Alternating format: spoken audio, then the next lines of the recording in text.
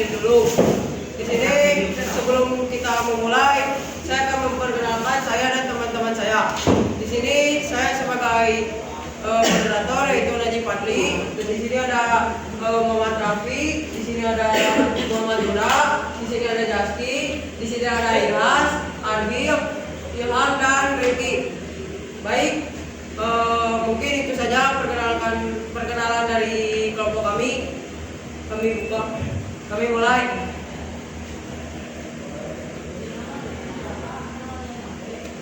Nah, awalnya setelah kekuasaan Inggris berakhir, Belanda kembali berkuasa di Nusantara. Tapi Belanda mengalami kebangkrutan dan krisis keuangan gara-gara perang dan banyaknya utang. Belanda mencari cara untuk menutupi kerugian tersebut, yaitu dengan cara menetapkan sistem tangan paksa oleh Jenderal Johannes van Riebeeck pada tahun 1830. Intinya, sistem tanam paksa ini rakyat dipaksa untuk menanam tanaman eksplor seperti tebu yang nanti akan dijadikan gula, nila, teh, dan kopi. Sebagian lahannya di 1/5 lahannya. Jadi misalkan petani punya 1 hektar tanah, nah di 0,2 hektarnya itu harus ditanami tanaman yang disuruh oleh Belanda, dan hasilnya pun diserahkan ke Belanda dengan hasil yang dibeli dengan harga yang sangat murah.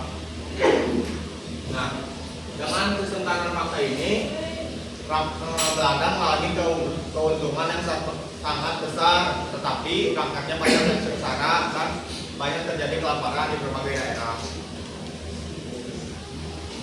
Nah, seiring berjalannya waktu, mulai muncul banyak kritikan yang terkenal, yaitu dari Multatuli atau nama pena dari Edward Louis Dekker. Dia mengkritik melalui buku yang berjudul Max Havelaar pada tahun 1860. Di buku ini menjelaskan tentang bagaimana rakyat diperas, ditindas oleh kolonial Belanda dan bangsawan lokal. Dia juga dengan tegas menuduh bahwa bangsawan kolonial Belanda meraup kekayaan yang besar melalui penderitaan rakyat Indonesia. Buku ini sangat viral pada masanya dan banyak mengundang opini publik Eropa dan Belanda. Masyarakat mulai sadar bahwa sistem tanam paksa ini tidak adil dan tidak manusiawi. Tekanan dari kelompok liberal dan opini publik, akhirnya sistem tanam paksa ini mulai dikurangi dan resmi dihapus pada tahun 1870.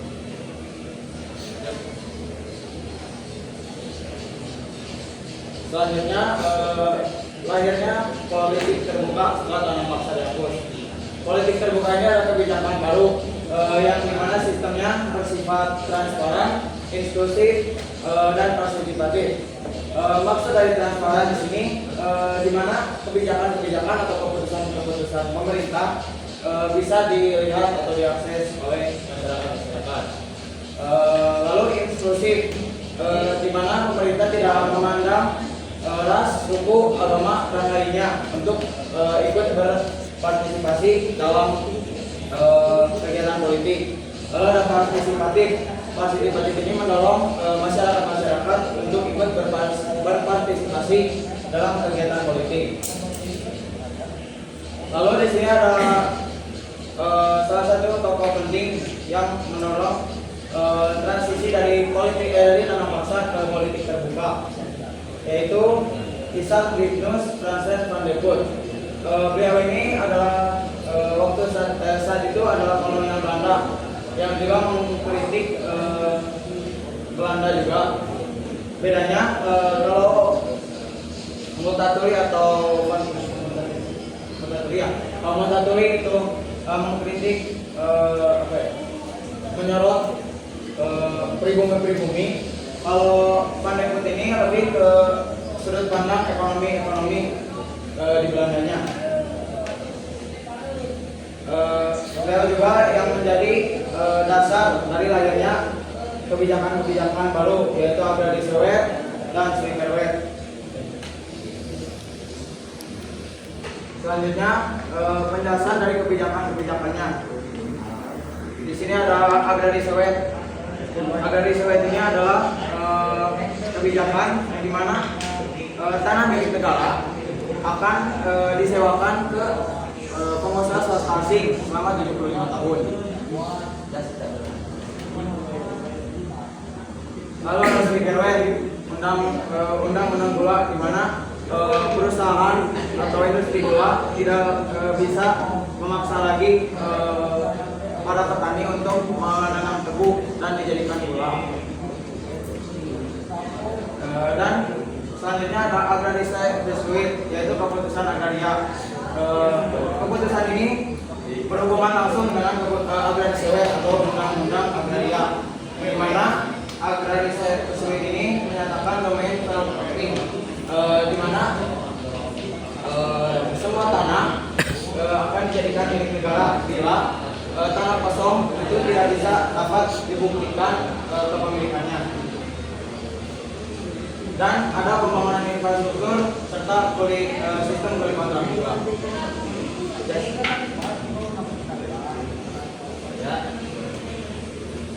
Ya, jadi dampak yang terjadi ketika ada kebijakan politik pintu terbuka, yaitu seperti yang tadi disebutkan, adanya pembangunan infrastruktur, lalu datangnya investor-investor dari luar Indonesia untuk menanam dana mereka di perkebunan.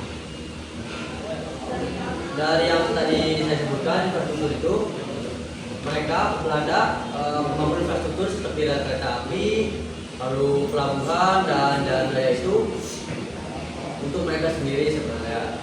Mereka membangun itu untuk membantu mengakomodasi pengiriman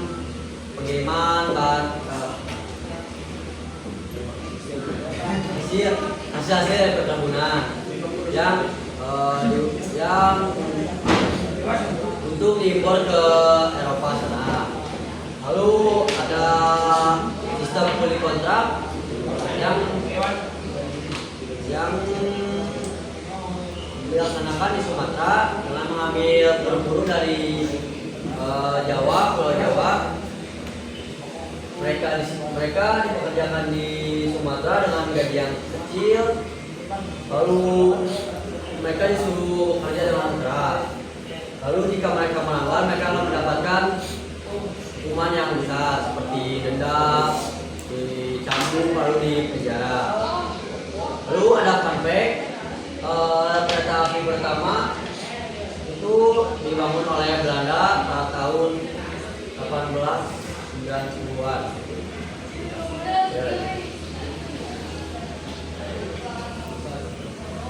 Selanjutnya saya akan menjelaskan tentang kritik dan lainnya politik etis. Walaupun Belanda semakin maju, kondisi rakyat Indonesia tetap menyedihkan. Kritik mulai muncul dari kolonial Belanda sendiri. Ini adalah salah satu tokoh pentingnya yang pertama Konrad Theodor van der Venter. Pada tahun 1819, Van der Venter menuliskan sebuah artikel yang terkenal yang berjudul Stand the Restore. Dalam tulisannya, Van der Venter mengatakan bahwa Belanda sebenarnya memiliki hutang besar kepada rakyat Indonesia selama puluhan tahun. Negeri ini sudah diambil hasil buminya, namun rakyatnya dibiarkan miskin. Karena itu, Belanda wajib balas budi dengan memperhatikan kesejahteraan pribumi. Akhirnya Van der Venter ini akhirnya mendapatkan perhatian besar. Pada tahun 1901,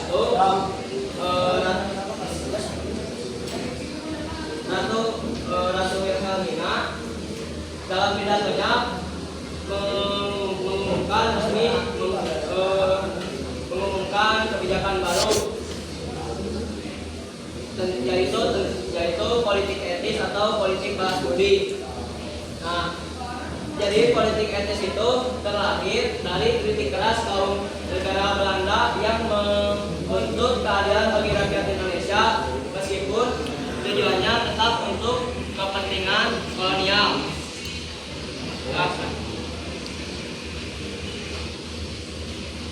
Lalu layarnya politik etis. Politik etis ini adalah suatu kebijakan untuk membalas budi atau utang kehormatan dari pihak kolonial Belanda. Belanda juga punya tiga program utama yang bisa disebut Trias van der Velde. Nah, itu ada 3 kebijakan yang diusulkan oleh Pak Profesor, yaitu ada edukasi, irigasi, dan transmigrasi. Yang pertama itu ada edukasi. Pak Profesor mengusulkan kebijakan yang pertama ini yaitu dalam bidang pendidikan. Dia percaya bahwa salah satu cara terbaik untuk meningkatkan kesejahteraan rakyat Indonesia. Namun sayangnya pendidikan ini sangat terbatas. Meskipun terbatas, pendidikan ini membawa dampak yang cukup besar bagi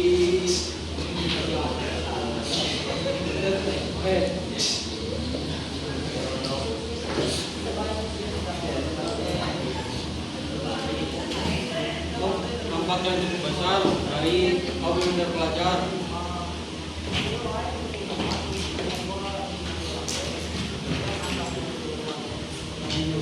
Selanjutnya, yang kedua ada kebijakan irigasi. Kebijakan irigasi dilakukan untuk meningkatkan produksi pertanian dengan membangun saluran air seperti bendungan dan waduk. Tujuannya adalah membantu para petani di Pulau Jawa yang masih bergantung pada pertanian. Namun pelaksanaannya lebih menguntungkan Belanda karena lebih difokuskan kepada komoditas ekspor, dan para petani juga tetap dibebani pajak tinggi dan kerja paksa, sehingga meskipun hasil pertaniannya meningkat, para rakyat kecil tidak bisa merasakan manfaatnya secara langsung. Yang ketiga ada kebijakan transmigrasi. Kebijakan transmigrasi bertujuan untuk mengurangi kepadatan di Pulau Jawa dengan memindahkan penduduk Jawa ke pulau lain seperti Sulawesi, Kalimantan, dan Sumatera. Tujuannya adalah membangun lahan pertanian baru dan menciptakan pusat ekonomi di luar Jawa. Namun program ini kurang berhasil karena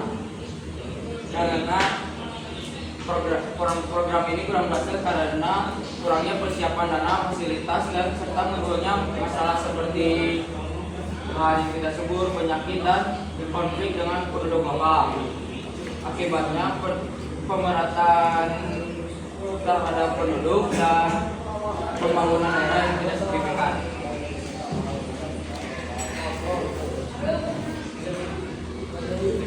Dari ketiga program tersebut, yang paling besar pengaruhnya ialah edukasi. Sekolah-sekolah mulai melahirkan kaum terpelajar Indonesia, dan dari sinilah juga mulai muncul tokoh-tokoh besar bangsa seperti Soekarno, Muhammad Hatta, Cita Cahir, dan Agus Salim. Kaum terpelajar ini mulai menyadari ketidakadilan kolonial, lalu mereka mulai mendirikan organisasi-organisasi seperti Pergerakan Nasional. Contohnya seperti Budi Utomo tahun 1908, Sarekat Islam, Indonesian Party, dan terakhir ada Partai Nasional Indonesia yang dipimpin oleh Soekarno. Jika dilihat urutan sejarahnya, yang paling pertama ada tanam paksa, lalu yang kedua ada politik etis, yang ketiga ada politik pintu terbuka, lalu yang terakhir ada kesadaran nasional. Lahirnya kesadaran nasional. Jadi awalnya politik etis ini dimaksudkan sebagai balas budi Belanda, tapi kebijakan inilah yang menjadi lahirnya pergerakan bagi kebangsaan Indonesia.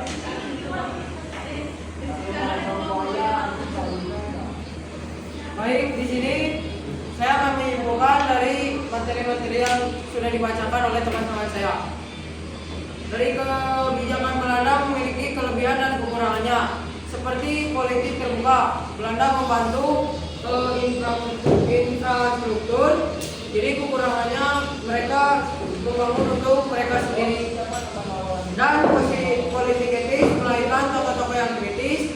Untuk kekurangannya yaitu hasilnya lebih pihak Belanda karena mereka yang mengekspornya sendiri. Baik, itu saja untuk kesimpulan kali ini. Saya tunjukkan dengan presentasi ini